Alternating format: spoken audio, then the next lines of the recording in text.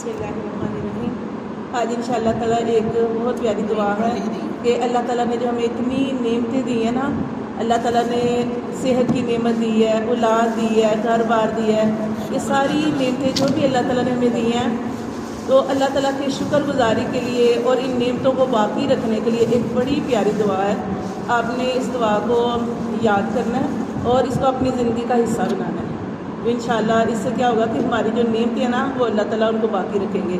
تو یہ بڑی پیاری دعا ہے، اللہم انی اعوذ بک من زوال نعمتک سبحان اللہ وتحول عافیتک وفجاء نقمتک وجمیع سخطک۔ اس کا مطلب پتہ کیا ہے؟ اس کا مطلب یہ کہ اللہ جتنی تو نے مجھے نعمتیں دی ہیں نا، صحت کی نعمت دی ہے، اولاد دی ہے، گھر بار دی ہیں، مال و دولت دی ہے۔ کتنے لوگ ہیں نا جو صحت کے لیے ترس رہے ہیں، کتنے لوگ ہیں جو ہسپتالوں میں پڑے ہیں، جو پانی نہیں پی سکتے، جو چل نہیں سکتے۔ اور ہم دیکھیں کہ اللہ کا شکر ہے، اللہ نے ہمیں صحت دی، ہم چلتے ہیں پھرتے ہیں۔ ٹھیک ہے، زندگی کے اندر کوئی نہ کوئی کمی اللہ تعالیٰ نے رکھی ہوتی ہے، لیکن پھر بھی دیکھیں کہ جو آپ کے پاس باقی نعمتیں ہیں نا، اس پر اللہ کا شکر ادا کریں۔ بے شک کوئی ایک نعمت کی کمی ہوتی ہے زندگی کے اندر، وہ اللہ اس لیے رکھتے ہیں کوئی کمی تاکہ انسان جو ہے نا اللہ تعالیٰ کو پکارتا رہے۔ جب ہماری زندگی کے اندر کوئی کمی نہیں ہوگی تو اللہ تعالیٰ کو انسان کون پکارے گا؟ ہر کوئی پھر اپنے من چاہی زندگی میں لگ جائے گا۔ اس لیے ہر بندے کی زندگی کے اندر کوئی انسان ایسا نہیں ہے کہ جو اس کی زندگی کسی کمی سے خالی ہو، یعنی اللہ تعالیٰ نے کوئی نہ کوئی کمی اس کے اندر رکھی ہوتی ہے تاکہ انسان اللہ تعالیٰ کو پکارتا رہے۔ اللہ تعالیٰ قرآن مجید کے اندر ارشاد فرماتے ہیں کہ میں نے جنوں اور انسانوں کو اپنی عبادت کے لیے پیدا کیا۔ اور اس میں دیکھیں کہ ہم شکر تو کرتے ہیں، اللہ تعالیٰ تیرا شکر ہے، لیکن جیسے دیکھیں آپ کو ہاسپٹل کی طرف چلے جائیں تو کتنے مریض ایسے ہوتے ہیں کہ تب ہمیں شکر کی سمجھ آتی ہے۔ ویسے ہم کہتے ہیں کہ اللہ تیرا شکر ہے، اللہ تیرا شکر ہے، لیکن جب آپ کسی بیمار کو دیکھتے ہیں، جب آپ ہاسپٹل کسی کا پتہ لینے چلے جاتے ہیں، کسی کو تکلیف میں دیکھتے ہیں، تب کہتے ہیں اللہ واقعی صحت بہت بڑی نعمت ہے۔ تو اللہ تعالیٰ کی ہم نعمتوں کا نا شکر ادا کر ہی نہیں سکتے۔ تو یہ جو میں نے دعا آپ کو پڑھ کے بتائی ہے نا، اللہم انی زوال نعمتک وتحول عافیتک وفجاء نقمتک وجمیع سخطک۔ اس کا مطلب یہ ہے اللہ یہ جو تو نے مجھے نعمتیں دے رکھی ہے نا، اللہ میری نعمتوں کو باقی رکھنا، اللہ میری نعمتوں کو سلامت رکھنا، اللہ یہ نعمتیں مجھ سے چھیننا نہ، اللہ ان نعمتوں کو بدلنا نہ، اور اللہ ابھی اچانک کوئی پریشانی نہ آ جائے۔ تو اور وجمیع سخطک کا مطلب ہے اللہ ہر قسم کی تیری ناراضگی سے اللہ میں تیری پناہ میں آتی ہوں کہ اللہ میں کوئی ایسا کام نہ کر لوں جو تیری ناراضگی کا سبب بنے۔ تو جو شکر ہوتا ہے نا، اس کے 3 رکن ہوتے ہیں، ایک ہوتا ہے علم، دوسرا ہوتا ہے عمل، اور تیسرا ہوتا ہے حال۔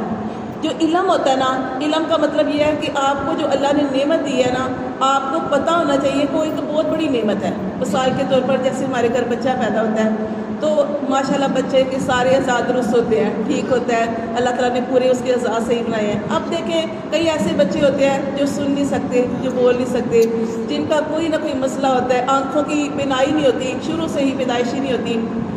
تب ہمیں پتہ چلتا ہے جب ہم ایسے بچوں کو دیکھتے ہیں تو ہمیں پتہ چلتا ہے کہ اللہ نے جو ہمیں اولاد دی ہے، صحت مند دی ہے، اعضاء والی دی ہے، کتنی بڑی نعمت ہے۔ تو جو شکر کے 3 رکن ہیں، اس میں پہلا رکن علم ہے۔ علم کہ آپ کو پتہ ہو کہ اللہ نے جو آپ کو نعمت دی ہے وہ ایک نعمت ہے۔ کیسے؟ میں آپ کو مثال دیتی ہوں، چھوٹی سی، وہ تھوڑا سا بڑا لمبا واقعہ لیکن مختصر کر کے آپ کو بتاؤں گی کہ دیکھیں کیسے پتہ چلے گا کہ وہ ایک نعمت ہے۔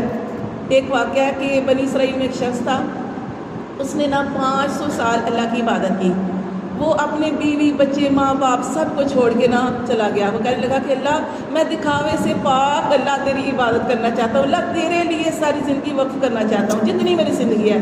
ایسی جگہ پہ چلا گیا، 500 سال اس نے اللہ کی عبادت کی، ایسی جگہ پہ چلا گیا کہ جہاں پہ کوئی اس کو دیکھ نہیں سکتا تھا، کوئی دکھاوا نہیں، اللہ کے لیے وہ عبادت کر رہا ہے۔ اگر وہ اللہ کے لیے عبادت کر رہا تھا تو کیا اللہ قدردان نہیں ہے؟ اللہ تو اتنا زیادہ قدردان ہے۔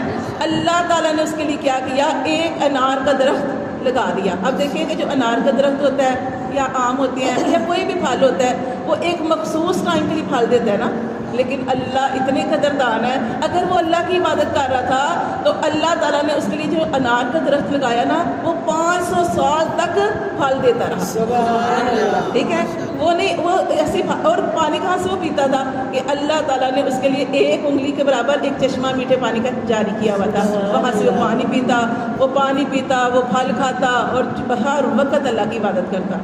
اچھا، اس کی آخری خواہش، اللہ تعالیٰ نے پوچھا تیری آخری خواہش کیا ہے؟ اس نے کہا اللہ سجدے کی حالت میں موت، سجدے کی حالت میں موت۔ اتنا عبادت گزار تھا، اللہ نے آخری خواہش پوری کر دی، اللہ نے کہا چلو ٹھیک ہے، سجدے کی حالت میں موت مل گئی۔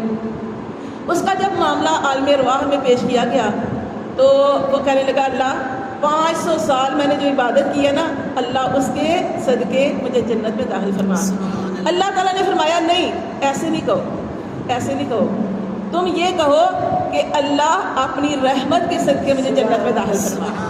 لیکن وہ کہنے لگا نہیں اللہ، میں نے تو سارا کچھ چھوڑا تھا، اپنی ماں باپ کو چھوڑ دیا تھا، بیوی بچے چھوڑ دیے تھے، ساری دنیا چھوڑ دی تھی اور اللہ تیری عبادت کی تھی۔ تو اللہ تعالیٰ فرمائے گی لیکن پھر بھی اللہ سے اس کی رحمت مانگو نا، اگر تم نے میری عبادت کی تو میں نے تمہیں تمہارے لیے کھانے کا انتظام نہیں کیا تھا، تمہارے لیے پانی کا انتظام نہیں کیا تھا، تم نے دعا کی مجھے سجدے میں موت ہو، میں نے سجدے میں موت دے دی، یہ میرا کرم ہے نا۔ لیکن وہ کہنے لگا نہیں اللہ، مجھے میری عبادت کے صدقے۔ پھر اللہ تعالیٰ نے فرشتوں سے کہا کہ میزان لاؤ، مطلب کہ اس کا ترازو میں رکھا جائے، اس کی 500 سال کی عبادت ایک طرف رکھی جائے اور دوسری طرف اس کی آنکھ رکھی جائے، 2 آنکھیں نہیں، 1 آنکھ۔ اور اللہ کی نعمت سے بڑی کوئی نعمت نہیں ہو سکتی۔ جب اللہ کی آنکھ، اس بندے کی آنکھ جو ہے وہ رکھ دی گئی تو پھر وہ پلڑا جو تھا وہ بھاری ہو گیا اور اس کی 500 سال کی عبادت وہ ہلکا ہو گیا۔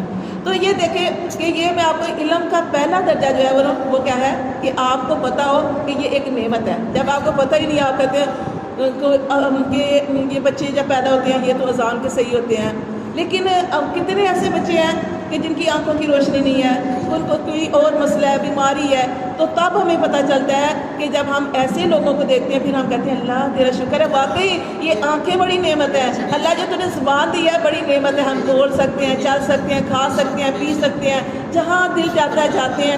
تو یہ اللہ تعالیٰ کی، یہ ہمیں پتہ ہونا چاہیے۔ علم کا مطلب یہ ہے کہ ہمیں پتہ ہو کہ یہ جو نعمت ہے یہ بہت بڑی نعمت ہے، تب ہم قدر کریں گے۔ جب ہمیں پتہ ہی نہیں ہے کہ نعمت ہے تو پھر ہم کیسے قدر کریں گے؟ اسی طرح جو دوسری چیز ہے نا، علم شکر کا دوسرا رکن ہے، وہ کیا ہے؟ عمل، کہ ہم باتیں تو کرتے ہیں لیکن ہم اپنے عمل سے کر کے دکھائیں۔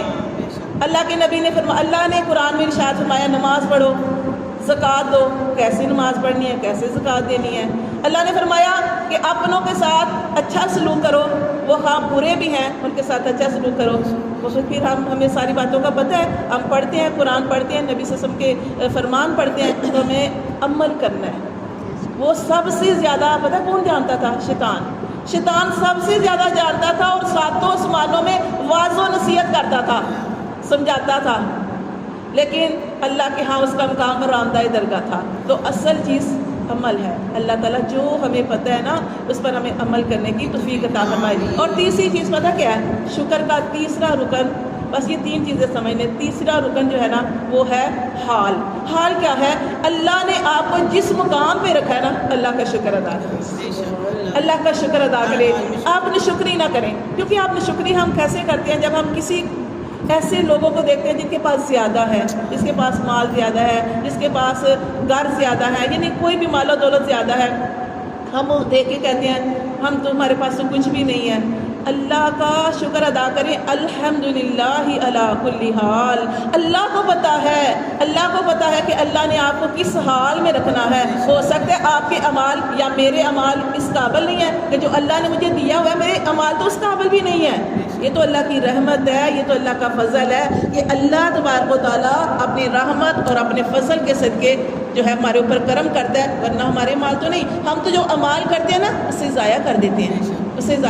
تو یہ چھوٹی سی دعا تھی، اللہم انی اعوذ بک من زوال نعمتک وتحول عافیتک۔ اللہ جو تو نے مجھے عافیت دی ہے اس کے بدل جانے سے اللہ میں تیری پناہ میں آتی ہوں، وجمیع سخطک، اور اللہ تیری ہر قسم کی ناراضگی سے اللہ میں تیری پناہ چاہتی ہوں کہ اللہ کوئی ایسے کام ہی نہ کروں۔ اور ایک اور چھوٹی سی دعا ہے، نبی صلی اللہ علیہ وسلم نے ارشاد فرمایا کہ جو یہ دعا پڑھے گا نا، اللہ تعالیٰ کے نبی نے ارشاد فرمایا اس کا ہاتھ پکڑ کے میں اسے جنت میں لے جاؤں گا۔